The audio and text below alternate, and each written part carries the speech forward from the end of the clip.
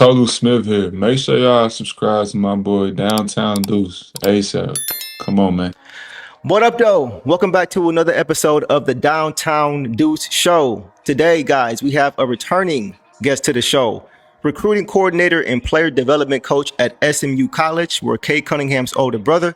Cannon Cunningham played this college hoops, and this man is also a trainer and developmental coach for Detroit Pistons guard Daniss Jenkins. Pulling back up to the show is Coach Hart, Jeremie Hart. Jeremie, welcome back to the show, my dude. Hey man, I appreciate you having me on again. I ain't a guest no more. All right. Gotta do this more often, you know? I'm family now. Oh, you been fam, bro. You already know how I go. Yes, sir. So listen, let's get into some things, man. Last night, the Pistons faced off against the Cleveland Cavaliers, and even though they didn't get the dub, it was still a night to remember for Daniss and for you as well, because Daniss Jenkins, after going undrafted, then proving that he's an impact player in Summer League, latching on with the Pistons G League team, the Motor City Cruise, and then proving once again to be a standout player there.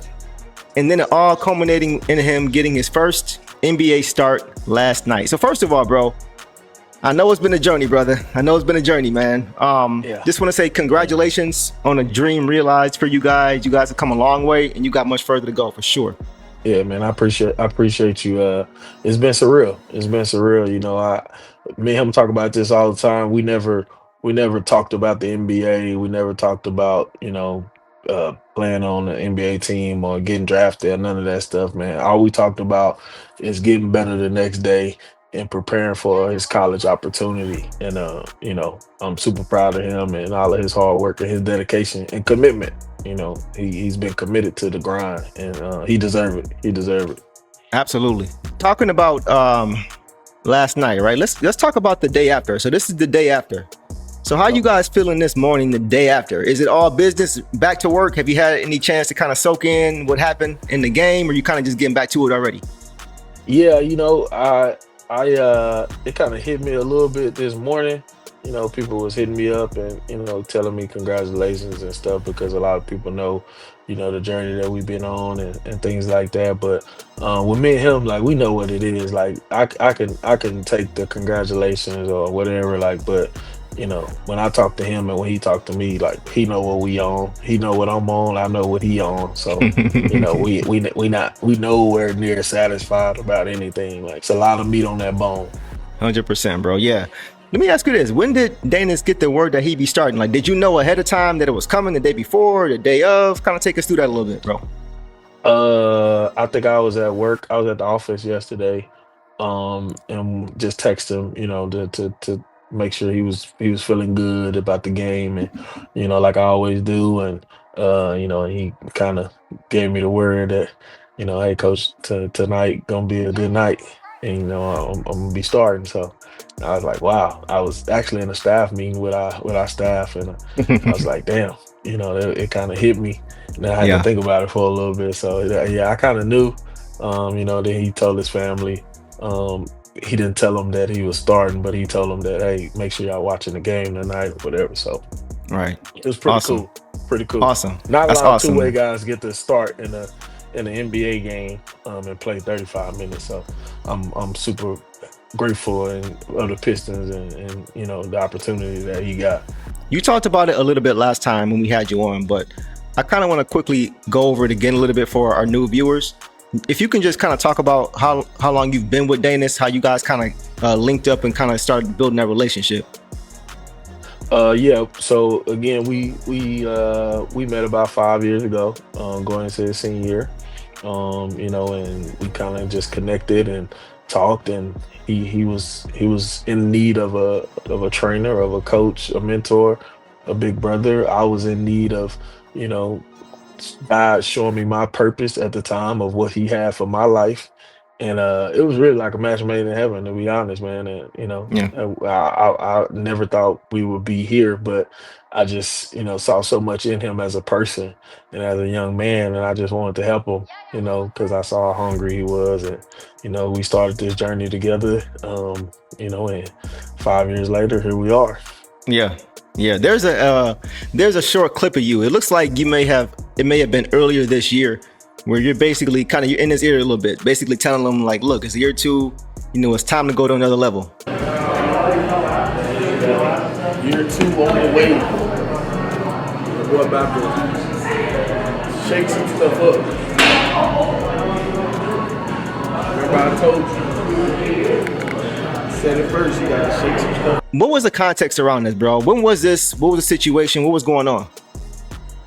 So at the beginning of this summer, when he got done with being in Detroit, and he told me he was coming home, and we set up the plan to work out for the summer. I told him, I said, hey, look, this summer we're gonna do some things different. Not so much different on the basketball court as much, but our approach, right? Like I wanted our approach to be just relentless. And I said, look, we're gonna get up at 6 a.m. We're gonna go to strength and conditioning at 6 a.m. We're gonna leave strength and conditioning and go straight to the court, and get all our work done before 1 o'clock every day.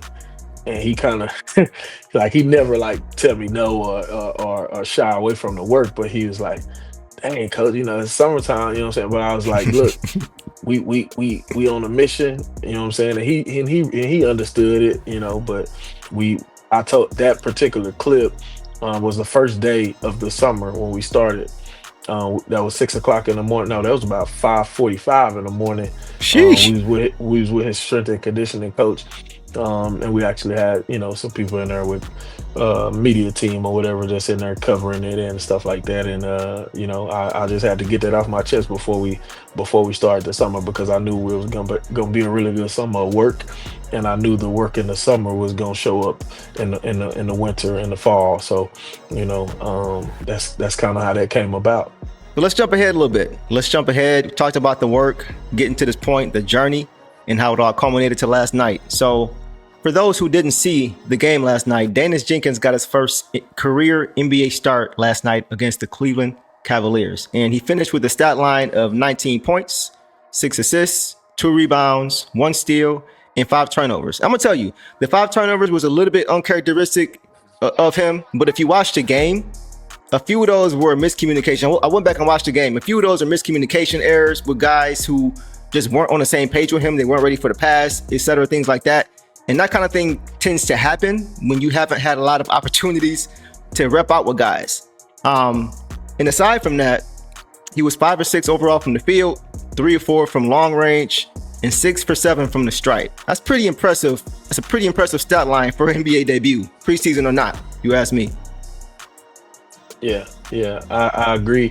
I'm never like a yes man with him. I told him last night, like, hey, you had a couple of turnovers where, that were your fault, but he also had a couple where, that wasn't, and that's okay. It just comes along with being a point guard. We've been talking about that for years. It's never the big man fault. It's gonna always be the point guard fault. That's just rule of thumb, as a point guard. I was a point guard, so I told him that a long time ago. So, but overall, like you said, I thought he played a tremendous game. Tremendous floor game. He got others involved, and it was a lot of times where he got guys shots and they just happened to miss him. He could have easily ended up with 11, 12 assists. Some guys miss some shots, and that's just the nature of the game. Sometimes the ball go in and out, and then that's just the way it go. But if you're making the right reads and making the right plays, that's what the coaches and people and your teammates want to see from you as a point guard. That's a fact. His matchup last night was against Donovan Mitchell, one of the premier guards in the NBA, who didn't really seem to be bad boy for sure. Yeah, he didn't seem to be taking that game lightly either. It didn't look like he was playing preseason basketball to me, but Daniss more than held his own in their matchup. And more importantly, like you mentioned, he was a floor general, right? He was a leader for that unit. He was an orchestrator for that team. So just take me through what you saw, bro, from your vantage point, watching him last night, because you work with him up close, right? You know his game better than probably anybody at this point. So what were you seeing last night from your vantage point? Kind of enlighten us a little bit. I thought he was really comfortable on defense early on. I thought he was a little anxious and a little nervous on offense in the beginning. of the game, but his defense was there from the beginning. And just a little backstory on that. Donovan was coached by Rick Pitino, so was Daniss. So Right. Donovan came and spoke to his team at Iona, came and spoke to his team at St. John. So he's real familiar with Donovan and has had a chance to talk to him and get to know him and stuff like that. So it was some comfortability there as well, being able to go against Donovan, even though how much he respect him. So defensively, I thought he was really good at times, and offensively, I thought he was a little nervous until that first three ball went in against Evan. Which I knew he was gonna get to that step back, and once that three ball went in, he kind of settled in and settled in the game. Yeah. Donovan had some tough shots. He had some little errors on defense that he got to clean up. Playing against NBA rotational guys and big time players, that can make big time shots. But I thought overall, I thought he played a really good game.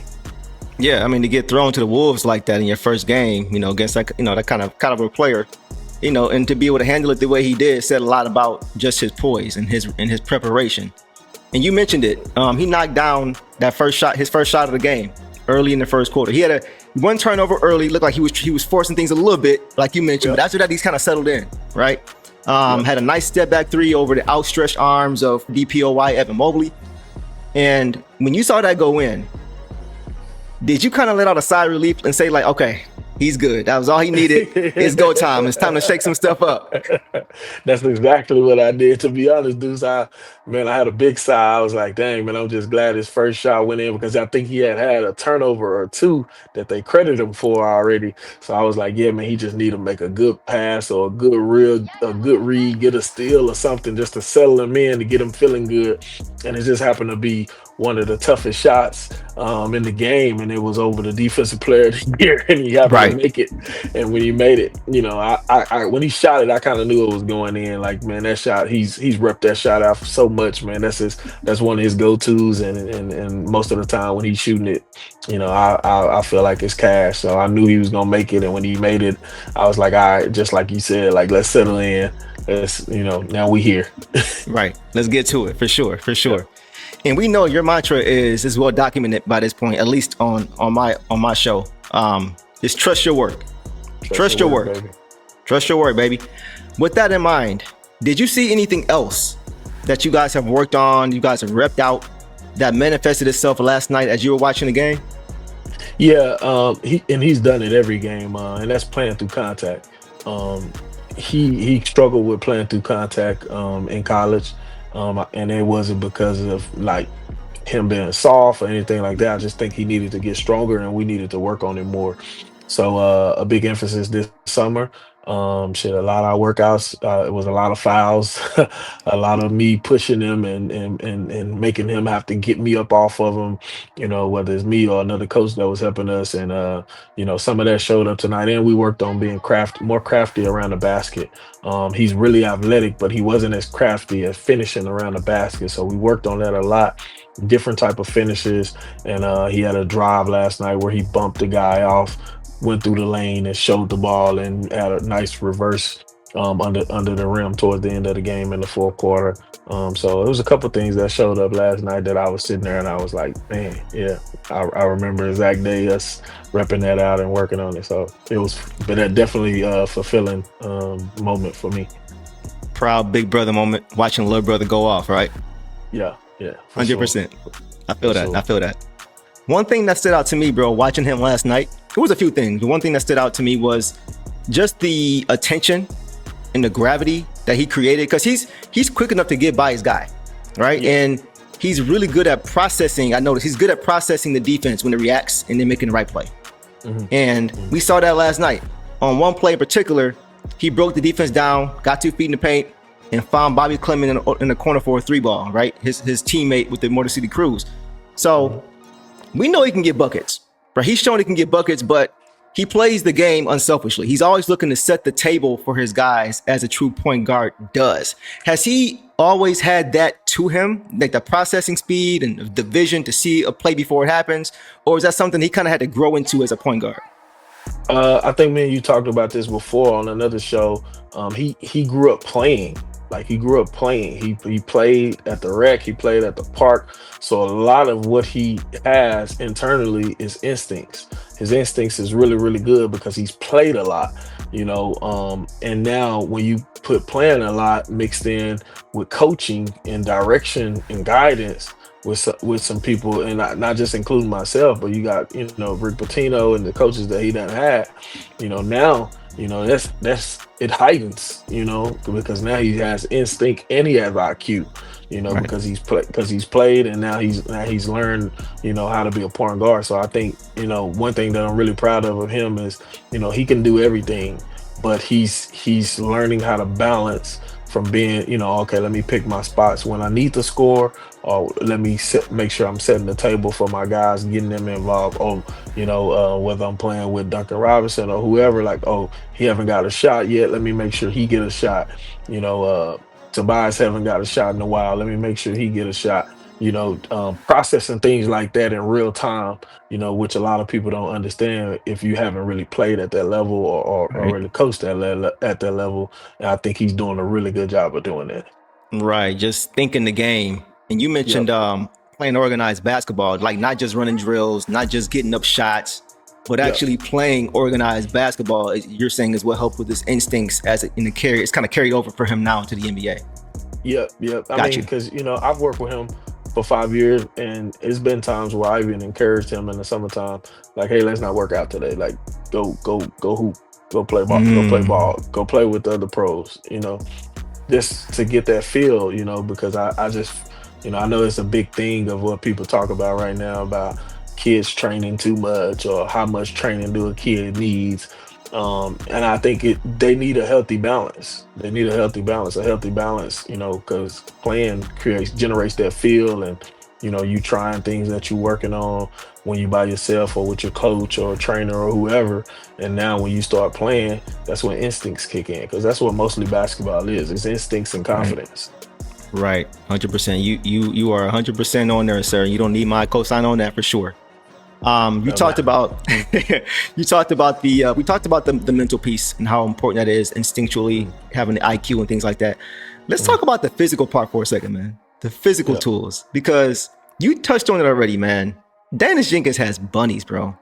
He's got Yeah. some bunnies to him. He didn't have a poster last night, but you mentioned it. He had a really nice up and under scoop where he showed the ball and kind of did an MJ thing where he moved it about 3 or 4 times in the air and just kind of hung in the air a little bit longer than everybody else amongst the trees. It was Evan Mobley. It was a few other guys that was there with him trying to contest. And that was impressive for me. And then two, the other thing that I saw, he had a long bomb from about 35 feet with the shot clock winding down off the glass. I got one question for you. Did he call glass?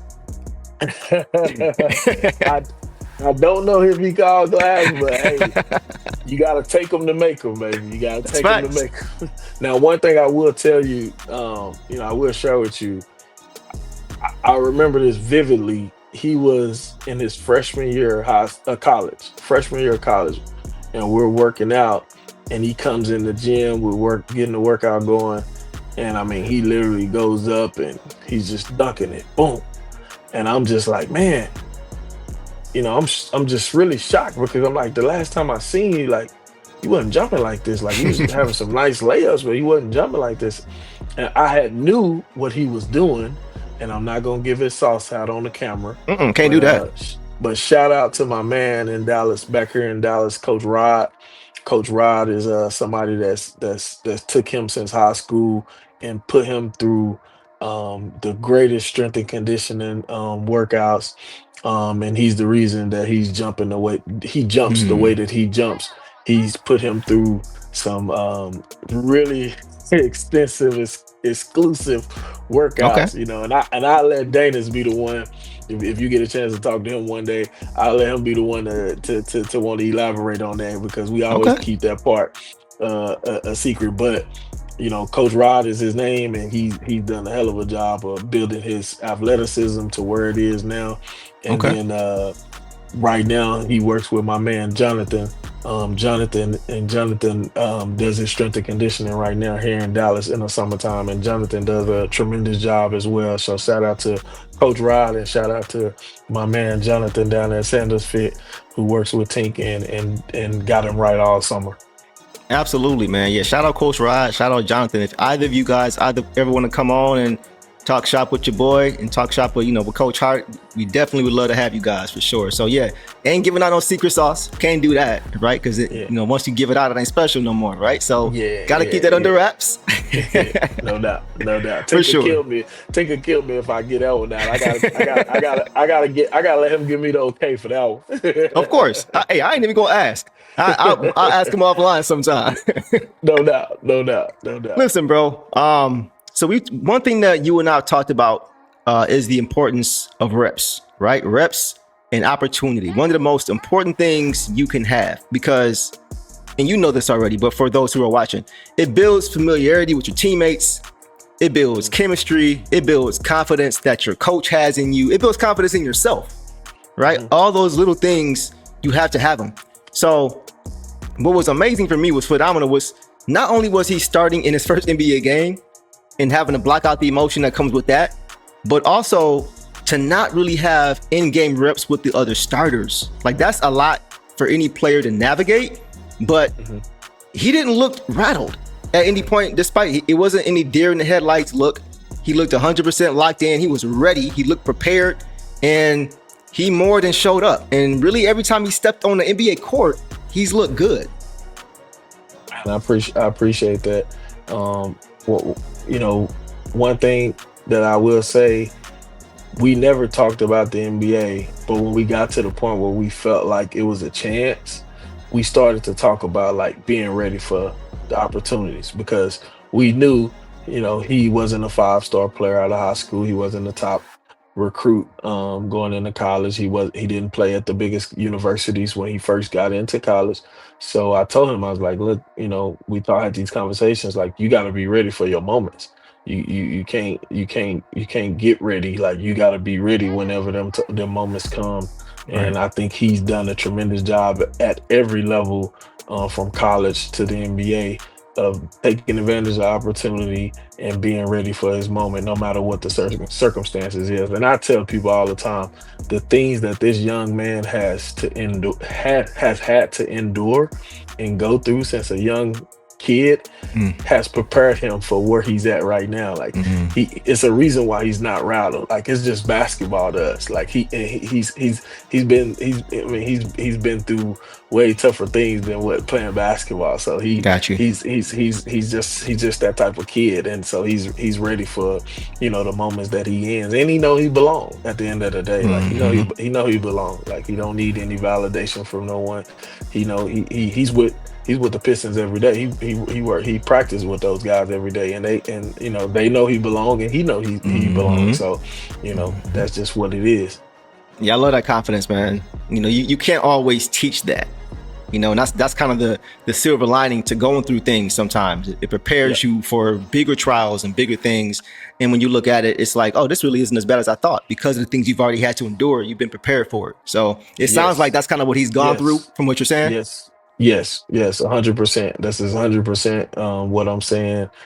He's gone through the ups and the downs of a basketball journey, and he didn't know why he was going through some of the things that he went through. But when we got ready for pre-draft, I told him, I said, look, the things that you've been through in your life has prepared you for what you're about to embark on, because you're about to embark on a journey of trying to make the NBA as an undrafted player and stay in the NBA for years to come. That's not an easy thing to do. It's only 450 players in the NBA. It's only been like 5,000 players that ever played in the NBA game. So you about to do some stuff that that's unprecedented in your family. So, but the things that you've been through has prepared you, and you're ready. I told him that before pre-draft, and so I'm never worried about him. Yeah, absolutely, man. You can just tell, like he looks ready. He doesn't look like he's overwhelmed at any point when he's playing. So definitely looking forward to seeing his growth with him doing this already so early in his career. It just shows you what a ceiling can be, and you already know that for sure. But for our viewers, you got a taste of what we're going to be seeing from him going into the future. So I'm looking forward to that. As I've said to you, bro, and I've been saying this for a while now on my show, since his first summer league game last offseason. That's when I was introduced to Daniss. And I said after that first summer league game, bro, I said it, I put it on Twitter, I said it everywhere, I said it on the show. I said, look, Daniss Jenkins is an NBA player. Keep your eye on that guy. I said it multiple times. And listen, bro, I'm gonna be honest. I was met with eye rolls. Some people laughed at me. They said I was trolling. They said, "Oh, you just a homer, bro. You root for any Pistons player that comes through here." I'm like, okay. Unsurprisingly, he's proven me right whenever he's been given the opportunity. So I wanted to ask you, man, why do you think he has been overlooked all this time? I've said it before, but you think about, go back to his draft night. Go back to draft night, right? I always go back to Reed Sheppard, and I like Reed Sheppard. It's not even nothing against him, but I went back to him being selected third in the same draft that Daniss wasn't even drafted in. And I'm like, y'all think a 60 players better than this dude? And then when I watch him play against each other, I'm like, it's a push to me. Like, and honestly, Daniss has outperformed him when they've gone head to head. So I'm like, what is the issue? Why is everybody missing the memo on Daniss Jenkins, bro? Man, you know what? I just, and me and him, we've had some real life conversations, basketball and off the court. I just think it's the cards that he's been dealt, and that's kind of why me and him are the way we are, because I went through that, and I'm nowhere near the player that he is, obviously, but I went through that. It's just the cards that we're dealt. Some of us are dealt those type of cards to where we always find ourselves having to prove ourselves, knowing maybe that we belong, but we have to prove ourselves over and over again. And that's what drew me and him together. And when he was leaving high school, so he was leaving high school, he signed to a junior college, the junior college that I went to, because he didn't have a Division I scholarship. I was singing a song or telling everybody that he was a Division I player. A lot of people didn't listen to me. And once he became a Division I player at Pacific University, I said, he's not just a Division I player, he's a high major Division I player. And people didn't believe it.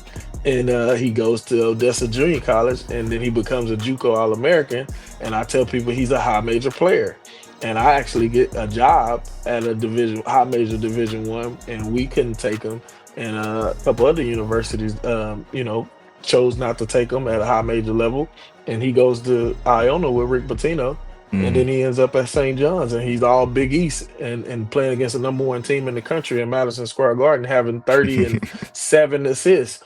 And now everybody's like, oh, he's a high major player. And I'm like, what? But it's the same.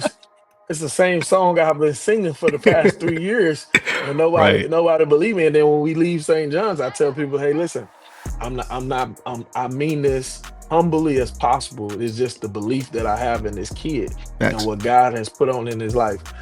I said, hey, I could literally stop training him and dress up as an agent and put a suit on and be his agent, and he will make me look good. Because that's how much belief that I have that he's an NBA player. And the same thing like you got. I got eye rolls, and people told me I was crazy, and he's just saying that because that's his kid and he trains them. And I'm like, okay, I didn't talk too much. And he told me, he's like, Coach, don't say nothing. It's okay. Don't say nothing. You know how we get down. Right. And that's all we've done. And so circling back to my point, me and him both, like, we've always had to prove ourselves. Some people are dealt those cards in their lives, and I think he just continues to show, why he belongs at every level, and that's just the cards that he was dealt. His mom, shout out to his mom. His mom was a lady that have to prove herself all the time, and I think that's where he kind of got that from. Having a strong mom that always had to deal with adversity and prove herself in her field of work. So, shout out to Miss Portia. Shout out to Miss Portia for sure. So it sounds like when you guys linked up and you got to learn about each other a little bit, you saw how much it made sense to work together because y'all kind of spoke the same languages based on your story. Oh yeah, for sure, for sure, for Okay. sure. And when I realized that I wanted to do player development, I wanted to coach. Um, it was an intricate time in my life, and I said, man, I prayed about it. I said, God, man, this is what you want for me to be a coach, and then you want me to train players, man.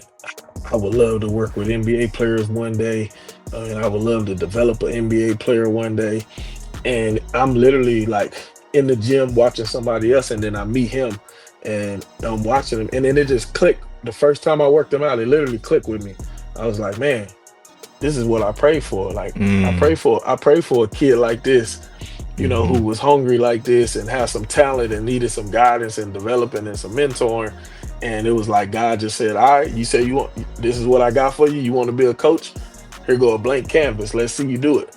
Say less. And that was kind of how I got started, how we got started together. That's awesome. Yeah, for sure. That's awesome, man. I love to hear stuff like that, man. Definitely hard work is paying off for you guys. Listen, bro, I'm thinking, right? So I'm going back to at the point when you guys found out he was going to be starting. Mm-hmm. So I'm just thinking, getting that phone call, right? That he was going to be starting was probably some of the best news he had gotten in his basketball life. Mm-hmm. But on the flip side, once you get that news, you got to pivot. Because now it's like, okay, now I got to make sure that these guys I'm going to be playing with are as comfortable as possible, because they're used to playing with a different point guard. They're used to playing with Cade, right? So, for example, Daniss and Jalen Duren, for example, they haven't had hundreds of in-game reps running a pick and roll. So the timing is not going to be picture perfect, right? Even though Daniss has played with, my guy, Tolu Smith, shout out to Tolu. Even though those big guys and JD and Tolu have some similarities to their games, you can't simulate it without actually playing alongside JD now instead of Tolu, because no two guys are the same. And that's just the pick and roll. That's just the pick and roll, right? That's just one teammate. So you got three other teammates. So I'm sure the preparation began as soon as he hung the phone up, because he wants to perform at a high level in the big moment, right? Yep. I actually didn't talk to him on the phone. We just text. Okay. I kind of didn't want to talk to him. I was going to talk to him, but then I kind of thought about it. I said, I'm not going to talk to him because I didn't want to add any more pressure on him than I know he already was feeling. Gotcha. So I just sent him a nice little text to try to ease his mind and make sure that he would enjoy the moment, but also, like you said, pivoted and get ready to play, because we know what's more important. So I thought he did a great job of relishing in the moment and pivoting and getting ready to play. Now me, on the other hand, I kind of had to take a little moment to myself, just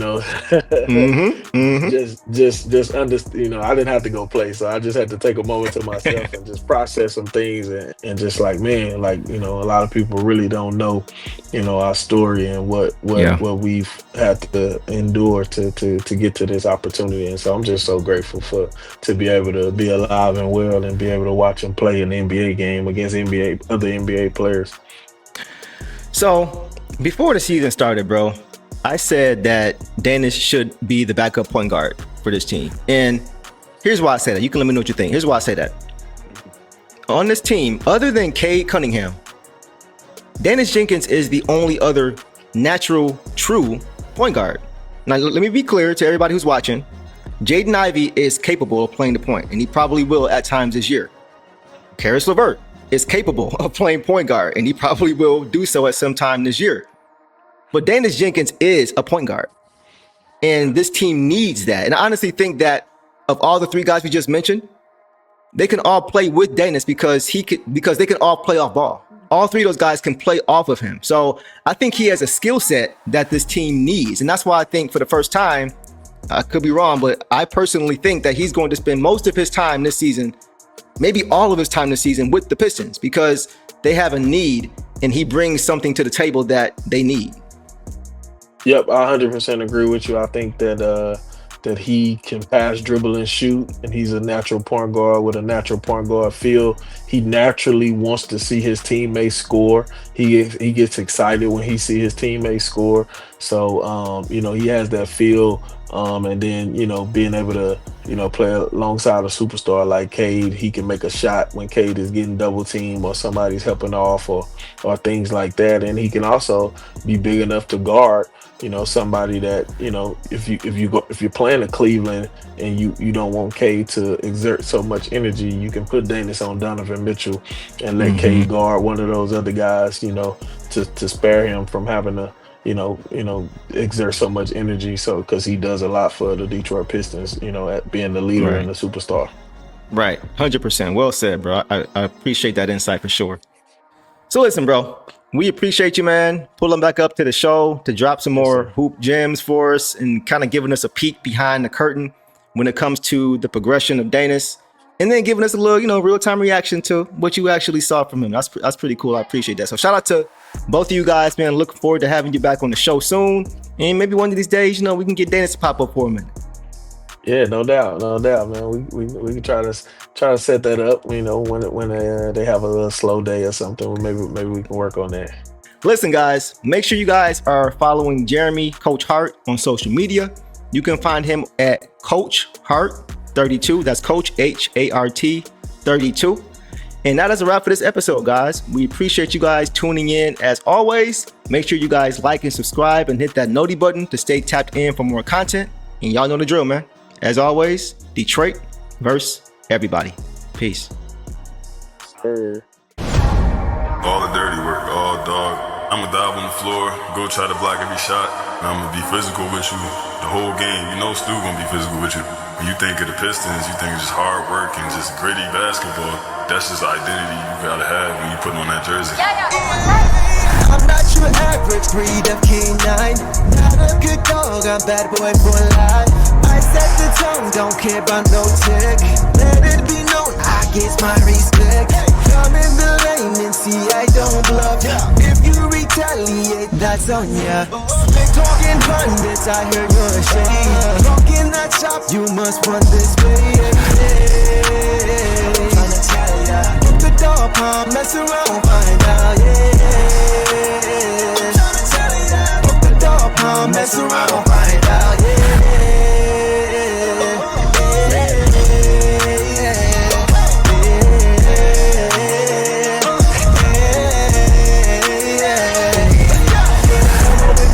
For some barbecue sauce, boy, you better crop a hill, cause I'm like that. When you're ready for some barbecue sauce, boy, you better crop a hill, cause I'm like that. The dog palm, mess around,